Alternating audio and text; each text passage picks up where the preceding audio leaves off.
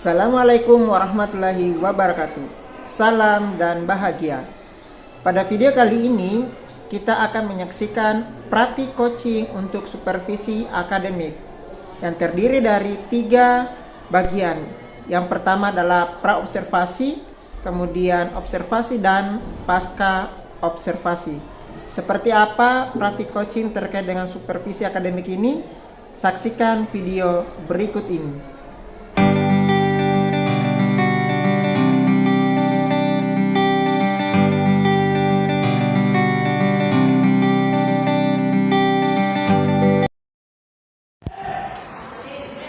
Assalamualaikum warahmatullahi wabarakatuh, Pak Rahmat.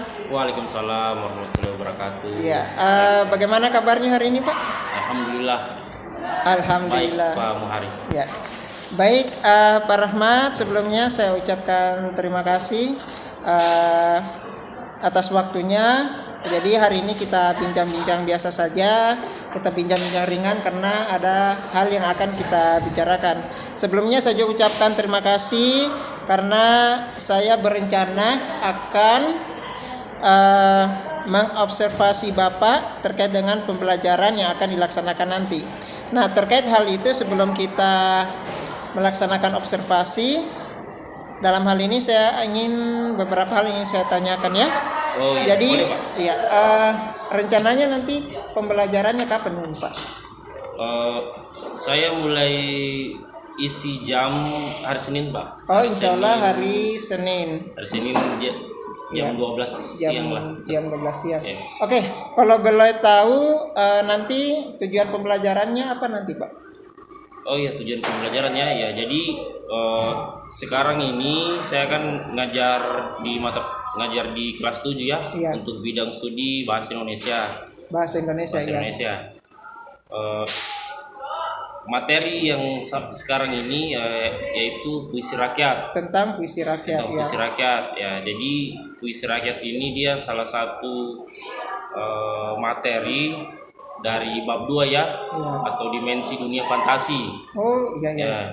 Jadi sebelumnya di dunia fantasi ini ada materi tentang teks narasi, kemudian ada juga tentang puisi rakyat.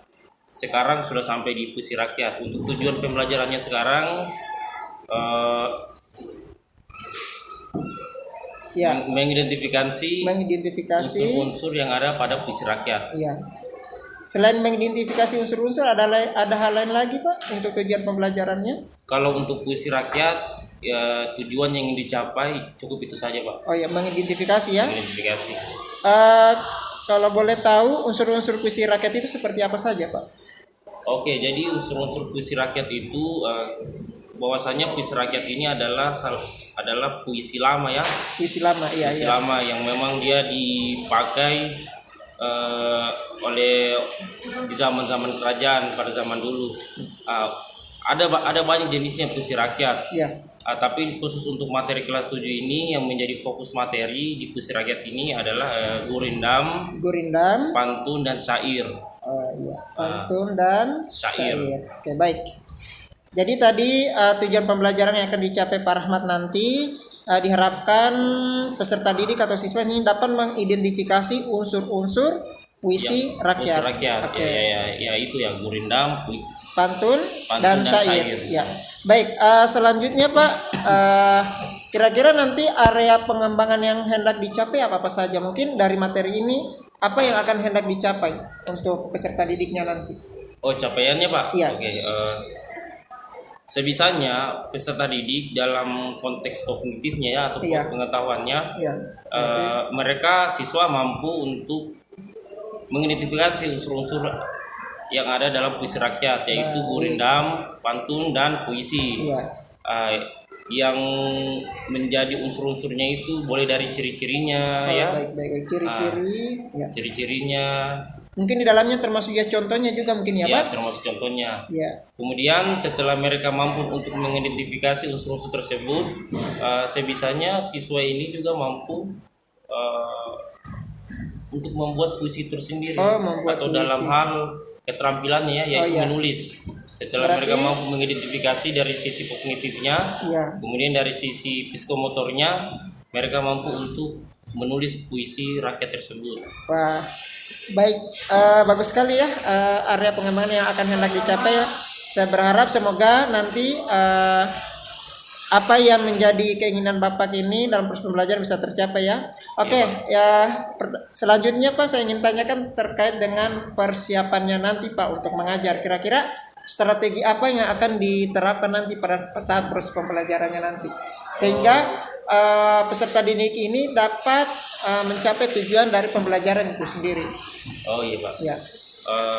Karena materinya ini adalah tentang puisi rakyat, ya. Jadi mungkin strategi yang akan saya coba itu siswa saya akan mungkin bisa menggunakan metode pendekatan dengan gaya belajar auditorial ya. Auditoral. Auditori ya. Dalam hari ini kan mendengarkan ya. Hari mendengarkan karena memang karakteristik materinya ini sendiri misalnya salah satu ciri dari pantun itu adalah dia memiliki rima. Rima itu sendiri adalah bunyi yang sama di akhir baris. Jadi dengan menggunakan auditori, dengan menggunakan variasi bunyi ya, dengan lebih menegaskan suara-suara, jadi sebisanya siswa mungkin bisa mampu untuk lebih cepat memahami materi itu. Wah, menarik sekali Pak. Semoga strategi ini bisa diterapkan dan saya tidak sabar lagi nih menunggu pelaksanaan pembelajaran di kelas, dan harapannya dari tujuan pembelajaran kemudian pengembangan yang akan hendak dicapai serta strateginya ini bisa berjalan lancar dan tentunya sesuai harapannya bisa terlaksana dengan baik ya. Iya Pak. Ya, baik, mungkin itu saja terkait dengan praobservasi di kelas, dan selanjutnya mungkin saya akan turut serta untuk melihat secara langsung proses pembelajarannya nanti ya Pak. Ya, sekali lagi terima kasih waktunya. Semoga berhasil ya untuk pembelajarannya di kelas. Ya, mungkin itu saja untuk hari ini. Assalamualaikum warahmatullahi wabarakatuh. Waalaikumsalam warahmatullahi wabarakatuh.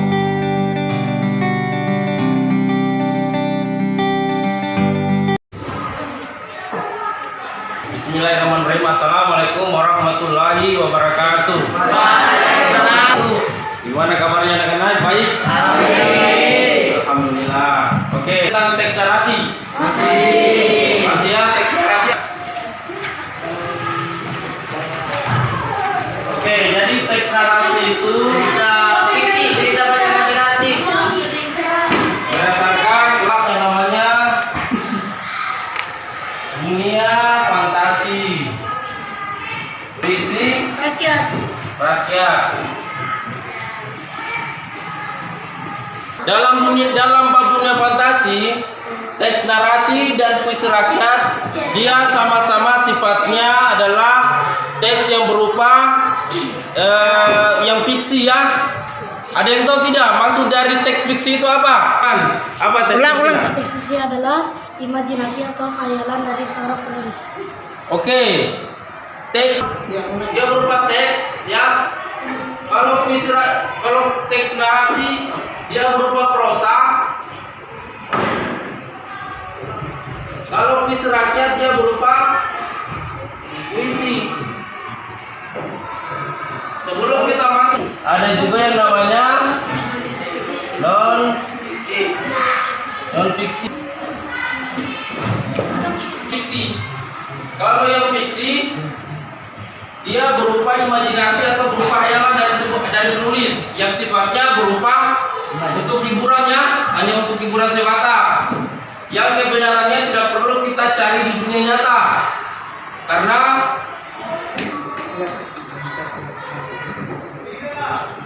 puisi juga dia terbagi menjadi dua. Ada namanya puisi baru, ada namanya puisi lama. Puisi lama ini dia sama dengan puisi rakyat. Sedangkan prosa dia juga sama seperti puisi. Dia juga dibagi menjadi dua ya. Yaitu romantis. Ada puisi yang genrenya tentang kepahlawanan. Ada juga puisi yang genrenya tentang perjuangan, tentang nasionalis, tentang apapun itu, dia banyak.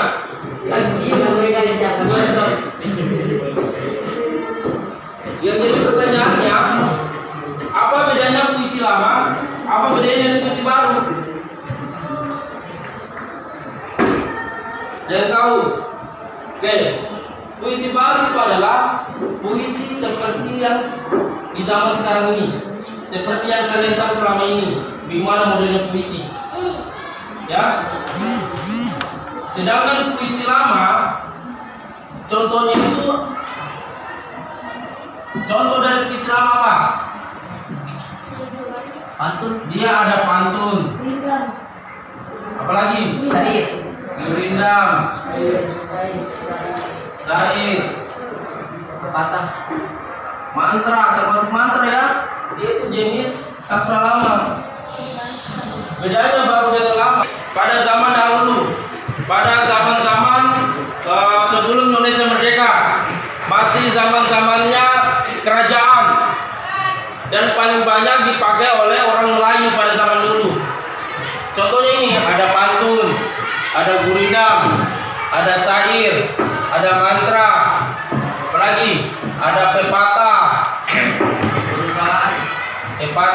perumpamaan, dan lain sebagainya. Semua ini, pantun, gurindam, syair, mantra, pepatah, perumpamaan, peribahasa, itu lahir pada zaman di masa lalu, zaman dimana Indonesia belum merdeka ya, masih orang tua menasihati anaknya, guru menasihati muridnya, apalagi kakak menasihati adiknya, raja atau sultan menasihati bawahan-bawahannya atau rakyat-rakyatnya, itu melalui pantun, gurindam, syair, mantra. Sekarang puisi baru itu dia mulai ada ketika mulai ada puisi baru itu pada tahun 1928. Ada yang tahu 1928 ini? Tahun apa ini? Apa? Karena Zain. Identiknya apa? Tahun 1928. Sumpah Pemuda, ya. Sumpah Pemuda. Di bawah tahun 1928 itu masih menggunakan perkembangan sastranya, itu masih menggunakan puisi lama, ya. Masih orang-orang masih pakai pantun, masih pakai gurindam, syair, mantra, pepatah, dan segalanya. Terbang rendah, burung beragam. Dari rumah terbang ke hutan. Budaya daerah beraneka ragam. Mari bersama kita lestarikan.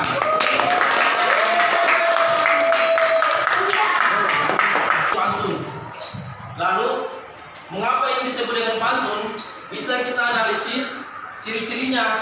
Yang pertama, pantun itu dia harus terdiri dari 4 baris, ya, dan terdiri dari 2 bait. Ini yang disebut dengan baris. Baris itu sama dengan lari. Ciri yang pertama, pantun harus terdiri dari 4 baris atau 4 lari dan terdiri dari 2 bait. Ini yang disebut dengan baris, ya. 1, 2, 3, 4. Ada berapa baris ini? 4, ya. 1, 2, 3, 4. Ada berapa lari? 4. 1, 2, 3, 4. Dan pantun juga harus terdiri dari 2 bait. Ini disebut dengan baitnya. Ini bait pertama, baris pertama dan baris kedua. Dan bait kedua adalah baris ketiga dan baris keempat. Maka ciri pertama dari pantun itu harus terdiri dari 2 bait dan terdiri dari 4 baris. Kemudian selanjutnya, pantun setiap baris ini dia harus terdiri dari 8 sampai 12 suku kata. Tidak boleh kurang dari 8 dan tidak boleh lebih dari 12. Yang gimana deh? Apa yang dimaksud dengan suku kata itu? Suku kata itu adalah ini ya. Dia itu batasan huruf-huruf kemudian menjadi sebuah kata. Ustaz akan coba hitung berapa suku kata dari baris kedua. Dari 1, 2. Rumah 3. Dinamakan dengan isi. Sementara sampiran itu hanya baris ke-1 dan ke-2. Dia hanya berupa pengantar ya. Kita sudah sama-sama mempelajari unsur-unsur yang terdapat dalam pantun. Sekarang Ustadz mau tes dulu. Siapa yang bisa membuat pantun dan membacakannya di depan kelas? Angkat tangan cepat. Saya. Ananda Rabi, ayo maju. Yang lain tetap dapat bagian. Coba tunjukkan sama Ustadz pantun yang sudah Rafi buat. Jalan-jalan keliling kota. Semua orang sedang mengingat. Janganlah berkata-kata agar bisa tetap semangat.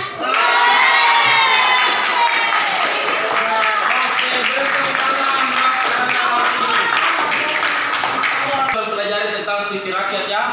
Ada berbagai jenis yang sudah Ustadz jelaskan tadi. Yang menjadi fokusnya kita itu pantun, syair, dan gurindam. Berdasarkan dari penjelasan Ustadz tadi, kalian pasti sudah mengerti ya, sudah paham. Sekarang Ustadz mau tanya kembali. Siapa yang bisa simpulkan apa itu pantun, apa itu syair, dan apa itu gurindam? Kemudian perbedaannya itu apa dari ketiganya? Ada yang bisa? Angkat tangan. Bantu Ustaz untuk menyimpulkan materi yang kita pelajari tadi. Angkat tangan coba. Yang di belakang. Habis. Ayo nak bisa. Pantun, gurindam, dan syair terkelompok dalam puisi rakyat. Pantun memiliki ciri-ciri yaitu terdiri dari 4 larik atau 4 baris dan setiap baris terdiri dari 8 sampai 12 suku kata. Gurindam memiliki ciri-ciri. Gurindam terdiri atas 2 baris tiap baitnya. Tiap baris memiliki jumlah kata sekitar 10 sampai 14 kata. Sedangkan syair merupakan bentuk puisi lama yang tiap baitnya terdiri atas 4 larik. Ciri-cirinya setiap bait terdiri atas 4 baris, setiap baris terdiri 8 sampai 14 suku kata. Oke. Terima kasih Ananda Nafis sudah mau membantu Ustadz untuk menyimpulkan dari materi kita pada hari ini. Yang lainnya bisa dengar ya? Oke. Jadi kita sudah sampai di penghujung waktu dalam materi kita pada hari ini. Jangan lupa untuk tetap pelajari pantun, syair, dan gurindam karena itu akan menjadi salah satu materi pada penilaian dengan semesternya kita. Kalau ada sudah paham ya? Oke, kalau begitu kita akhiri saja pertemuannya kita pada siang hari ini. Jangan lupa tetap baca bukunya, baca materinya di rumah. Karena materi pantun, syair, dan gurindam kita akan lanjutkan di pertemuan selanjutnya. Ustaz akhiri dan ucapan wabillahi taufiq wal hidayah. Wassalamualaikum warahmatullahi wabarakatuh. Waalaikumsalam warahmatullahi wabarakatuh.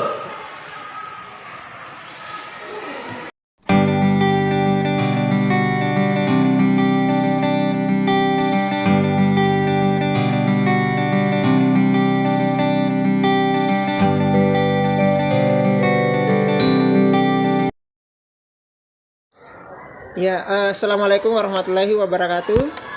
Selamat sore Pak Rahmat. Sore Pak Muhari. Ya, bagaimana kabarnya hari ini? Alhamdulillah baik Pak. Alhamdulillah baik.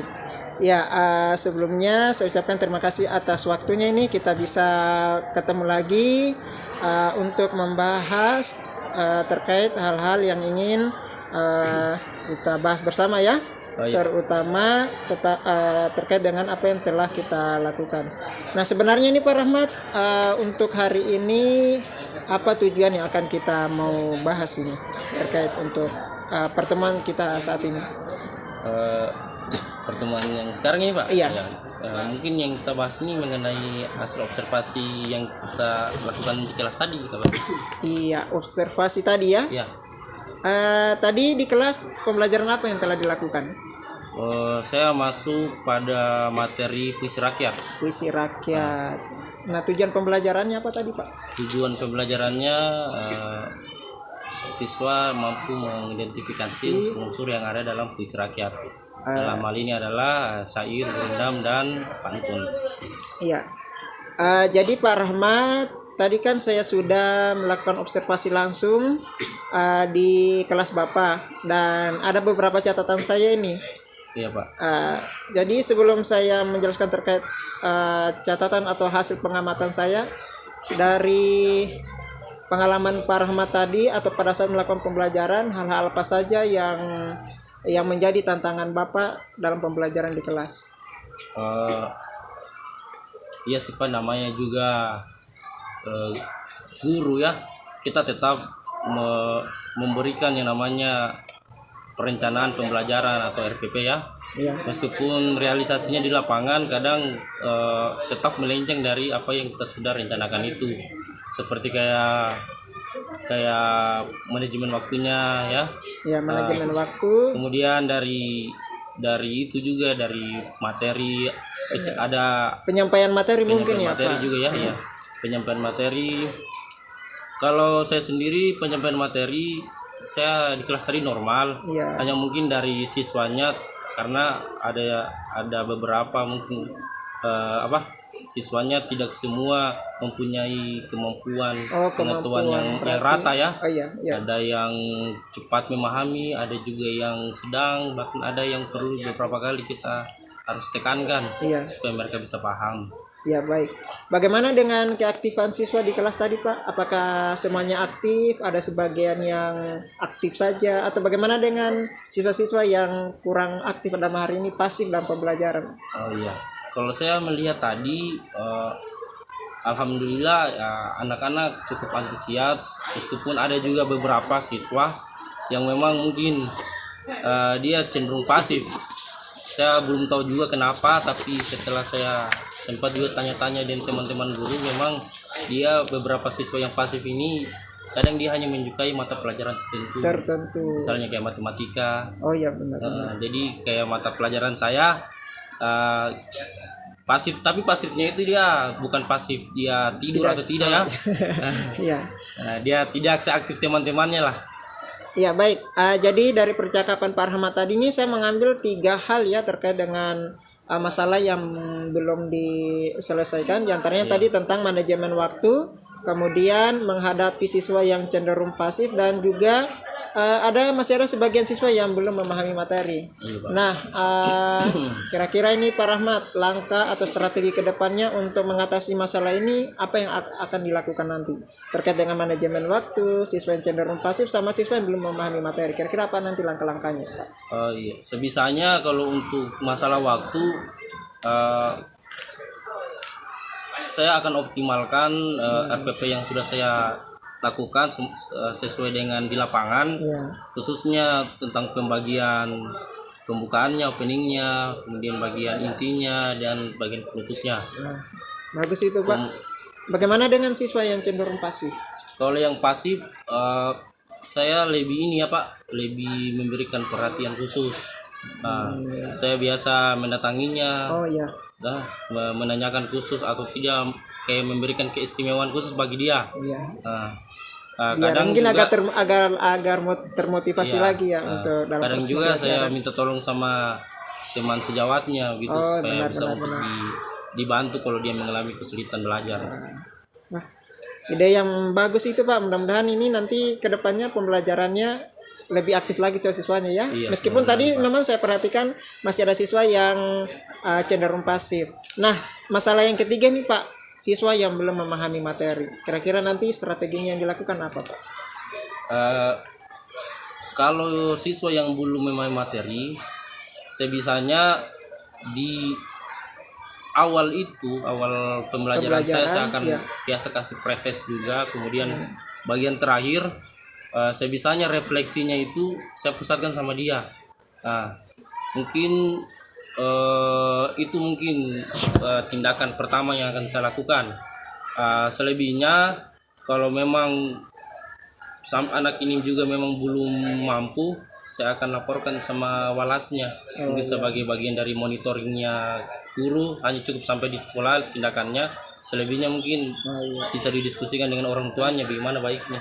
Ya, berarti di sini ada kerjasama ya, kerjasama bukan hanya dari gurunya, tetapi juga wali kelasnya dan juga orang tua untuk memastikan dan mengetahui sejauh mana perkembangan peserta didik itu terkait dengan materi yang diajarkan, khususnya ini pelajaran bahasa Indonesia ya, karena ya pelajaran bahasa Indonesia kan pelajaran sebenarnya pelajaran hari-hari kita, karena yang kita pakai dalam keseharian kita adalah pelajaran bahasa Indonesia. Ya, baik Pak, dari hasil diskusi kita hari ini apa yang Bapak dapatkan, yang dapat rasakan terkait dengan hasil observasi yang sudah dijalankan tadi Pak? Oh iya, saya cukup terbantu ya, khususnya ada semacam tim pengawas begitu. Saya juga pasti dari segi pembelajaran pasti akan lebih menyiapkan daripada sebelumnya. Kemudian harapan saya juga memang guru itu harus selalu ya di monitoring atau di supervisi agar profesionalismenya itu memang bisa nampak, bisa terjaga. Sebaiknya guru yang benar begitu Pak. Iya, baik.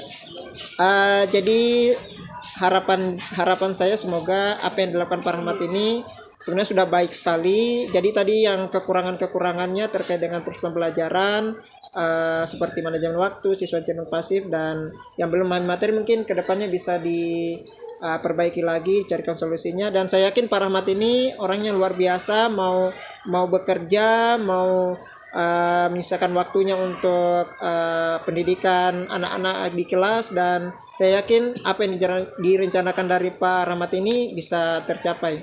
Dan saya melihat juga progresnya anak-anak juga ini sudah meningkat Pak ya, alhamdulillah. Ya, mudah-mudahan Pak. Iya, terakhir mungkin Pak Rahmat sebelum kita mengakhiri observasi ini, apa sih harapan Pak Rahmat terkait dengan proses coaching ini?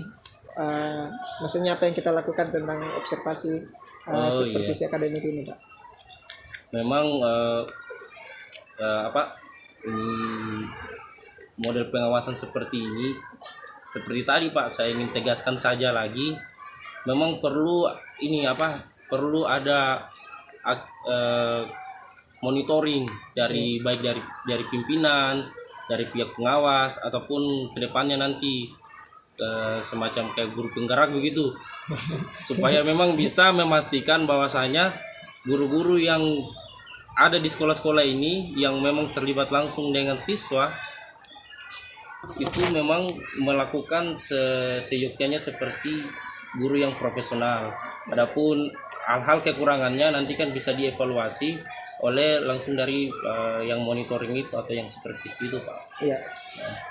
Baik Pak Rahmat, terima kasih atas waktunya pada sore hari ini.